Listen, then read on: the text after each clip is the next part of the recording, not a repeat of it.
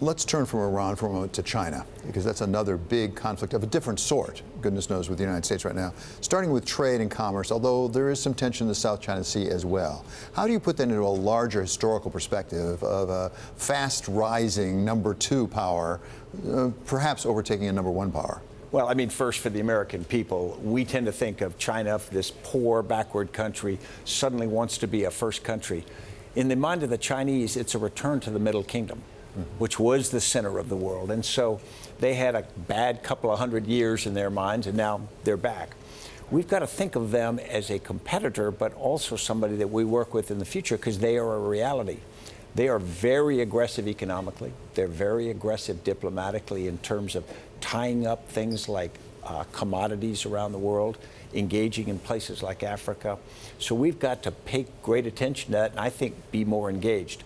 Militarily, what they've done is they are still behind us militarily, but they've created enough capability where they've raised the cost of fighting them militarily. And of course, what we've seen in the South China Sea and whatnot just makes it much more difficult for the United States to wave the military stick, I would say, and to intimidate them. And the line between the economic and the commercial on the one hand and the military on the other is becoming blurred. We saw that through Huawei. We're told by our leadership that, in fact, this is a national security concern, not just a trade concern.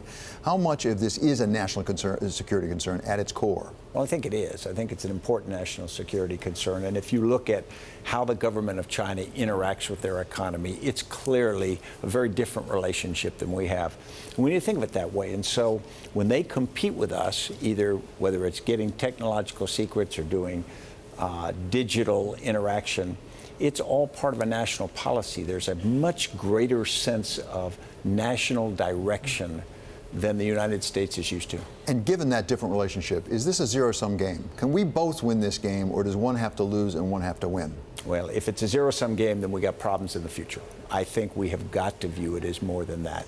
We, the world, we've got to view the idea that China continues to get more wealthy in the world, use more resources, have greater say, but not at the cost of the United States. Now, the United States, since World War II, had disproportionate economic, military, and diplomatic power. That was a historical aberration. That won't come back again. In 1946, I think we were half the world's GDP. That can't last. But at the same time, what we don't want to view is the idea is it's a bipolar world, or even a tripolar world, where the zero-sum game makes people competitive to the point where you start to invite military action and other things.